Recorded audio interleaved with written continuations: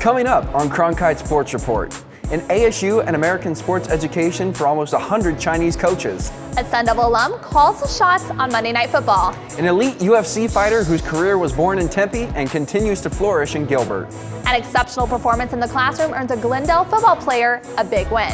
And an influx of international talent drives Arizona State's women's golf team to success.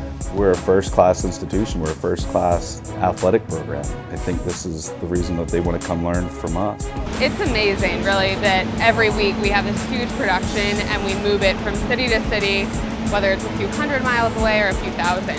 I loved training, I loved competing again, and so I want to look back and say either I tried it and didn't work out, or here I am still. I've always wanted to kind of represent something, be able to represent my state's a huge thing. It's been a really good experience, and we've had girls from all different countries.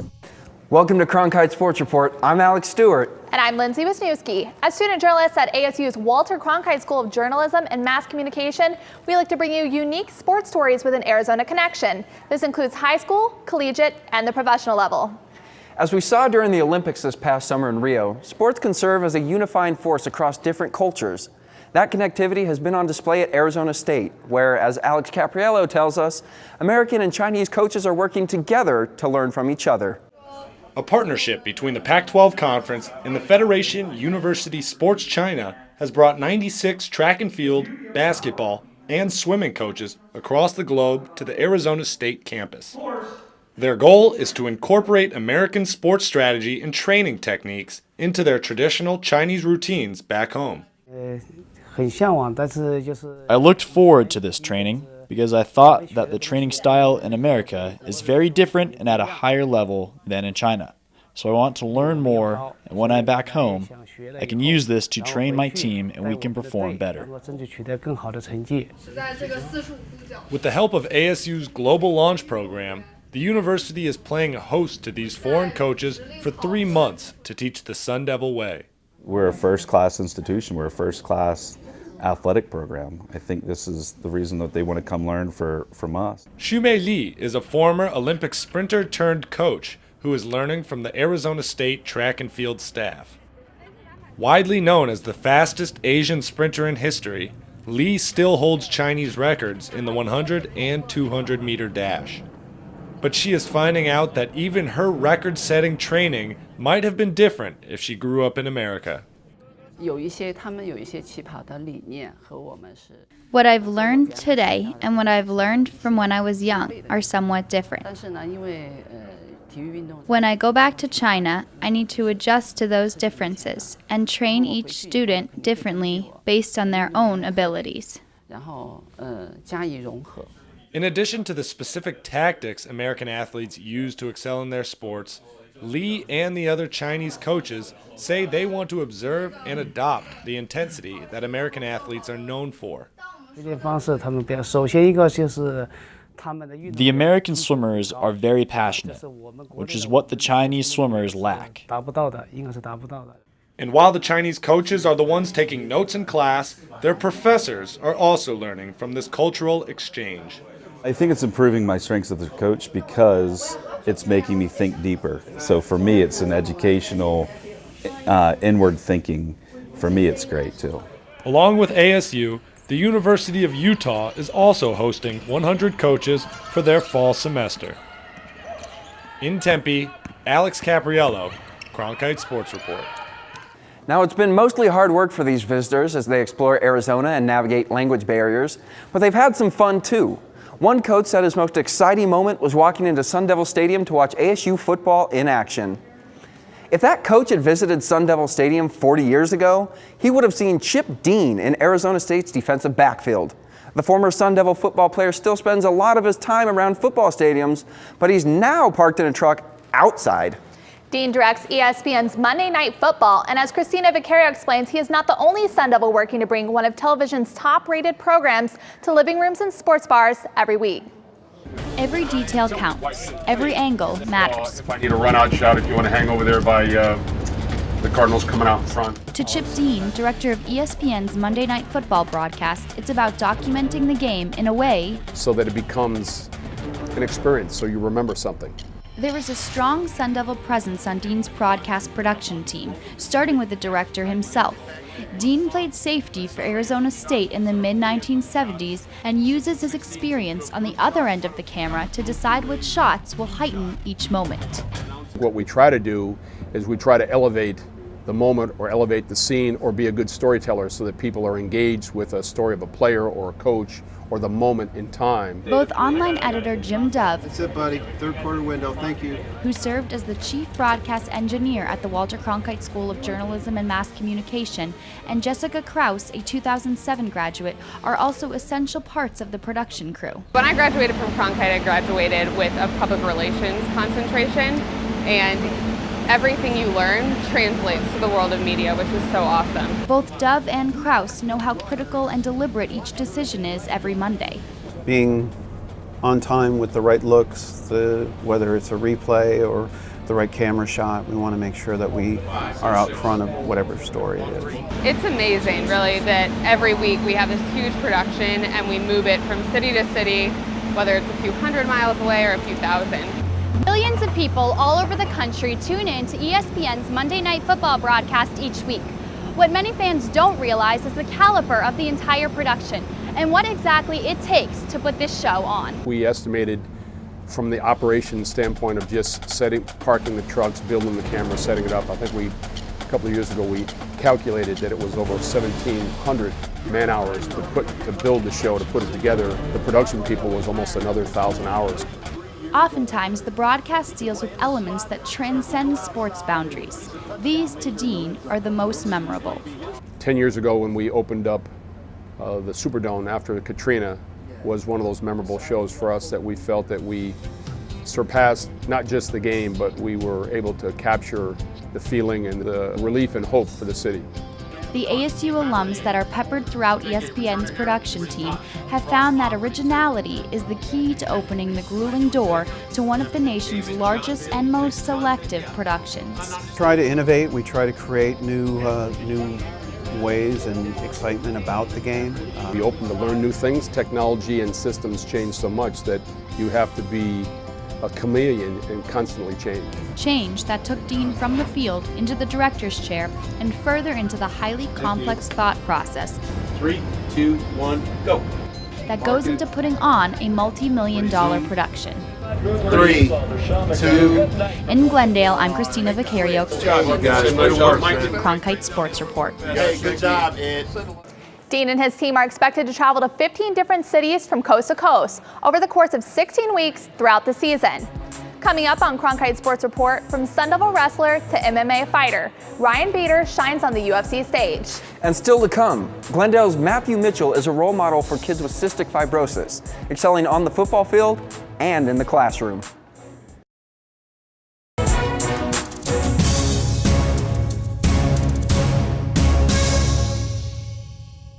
One Valley student is being rewarded for his high school efforts on and off the field. Angela Thanogian has a story on how this student manages academics, athletics, and a serious health condition he's been battling since birth. Even to be top-ranked academically in my state's one of the biggest things for me, because I've always wanted to kind of represent something, be able to represent my state's a huge thing. The National Football Foundation named Matthew Mitchell from Joy Christian School in Glendale recipient of the National High School Scholar Athlete Award. He's one of 5 students across the country to receive this honor. He's achieved a 4.46 GPA, was the student body president his senior year, and led Joy Christian to the 2015 state championship. I know he has a good resume, but it's still pretty remarkable based upon where he's come from and where we thought he would be at this point in life when he was born, so it was pretty remarkable. 3 days after Matthew was born, the doctors gave the Mitchell family news that no family expects to hear. He had an exploratory surgery for a blockage in his intestines. And when the doctor came out from that surgery, he said it was about 95% indicative of cystic fibrosis. Cystic fibrosis is a genetic disease that affects many organ systems, but primarily the lungs and GI tract. The primary defect in cystic fibrosis is an abnormal protein. So this is an example of a normally functioning protein where these little molecules are moving through the channel as they should. This is an example of somebody with cystic fibrosis where that channel is not working normally, so chloride cannot move through the channel and water does not follow, resulting in this thick, sticky airway surface liquid. Matthew has cystic fibrosis of the lungs and of the pancreas. His parents had to learn about the proper nutrients, enzymes, and overall nutrition he would need to develop as a result of his condition.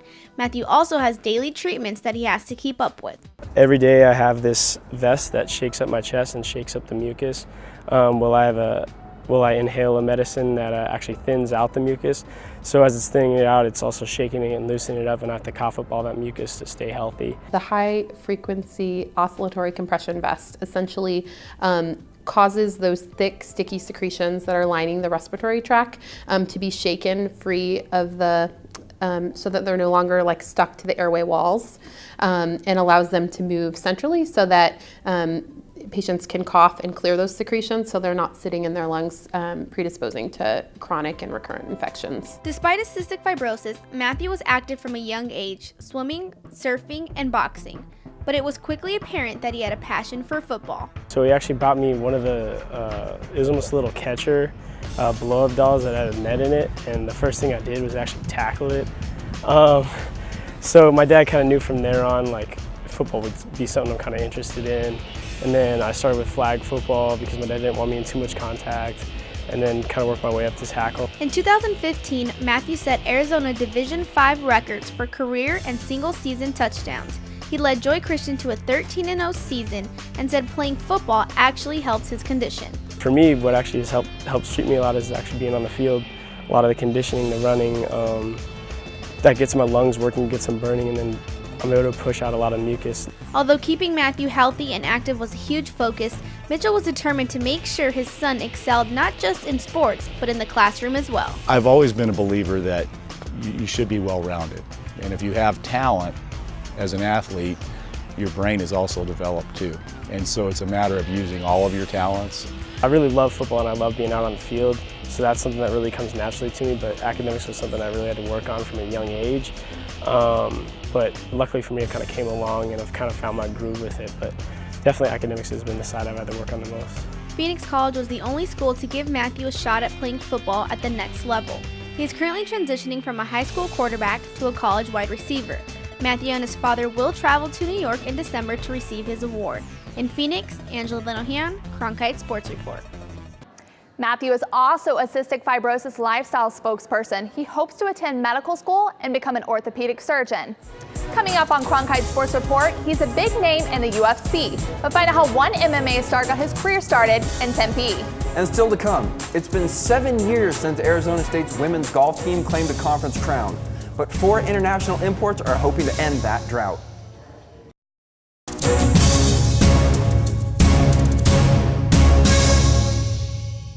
Welcome back to Cronkite Sports Report. Mixed martial arts has exploded in the United States. I caught up with one of the elite fighters in the sport who got his start on the wrestling mats at Arizona State. Ryan Bader enjoys hearing that somebody wants to fight because, well, that's his job. Bader is the 4th-ranked light heavyweight fighter in the UFC. Bader's success is built on his background as an elite wrestler at the high school and collegiate levels. Bader was a 2-time Nevada State champion as a high school wrestler in Reno. He was the 4th-ranked wrestler in the country when he had to make a decision on where to go to college. Coming out of high school, I was a good football player and a good wrestler, and I didn't know what I wanted to do. Went to one last wrestling tournament, came down to ASU. Loved it down here, loved the people around it, and so I went into wrestling. And yeah, I wouldn't be fighting if I didn't do that. Bader fell in love with ASU due largely to the recruiting efforts of the Sun Devils' new head coach at the time, Tom Ortiz.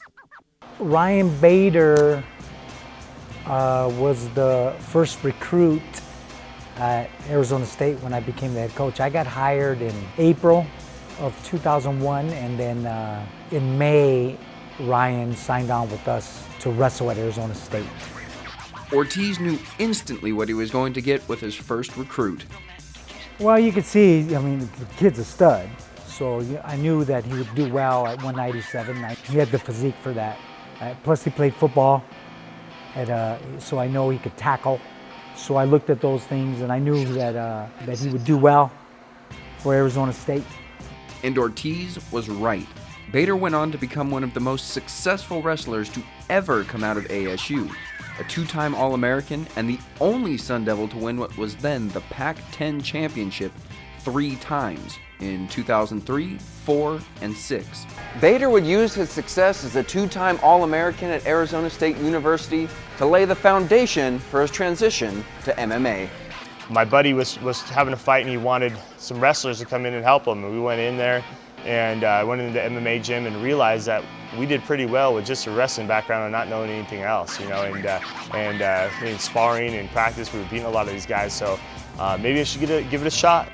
After trying it once, Bader was hooked.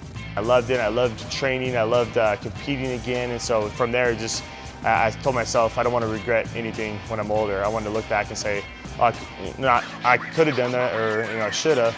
I want to look back and say, either I tried it and didn't work out, or here I am still. After a successful amateur career, Bader got a call in 2008 to compete on the UFC reality TV show, The Ultimate Fighter. Bader won the competition, earning himself a contract to fight in the UFC. He is now headed into his 20th fight in the organization. I don't see myself fighting more than 4 or 5 years, For me, it's when I'm not having fun, I'm done.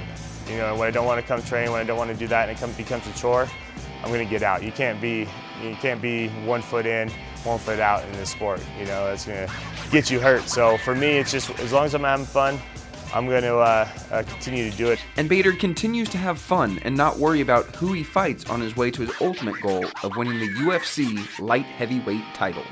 I won 5 in a row, didn't get a title shot, so I'm done thinking about that kind of stuff. I'm going out there to fight.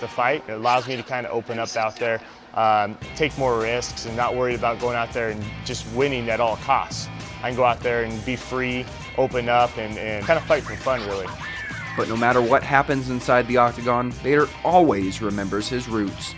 I'm very proud to be a Sun Devil, and for me, I've always represented ASU, all through the pitchforks and fights, and so just looking back, this is one of the best times of my life. Bader will next step into the octagon when he travels to Brazil for UFC Fight Night on Fox Sports 1. Bader owns and operates his own gym in Gilbert, MMA Power and Fitness, where he is currently preparing for his upcoming fight against Antonio Nogueira on November 19th. Coming up on Cronkite Sports Report, Hawaii, Sweden, Germany, Italy, and Ireland have all played critical roles for ASU's women's golf team this season. How? Find out after the break.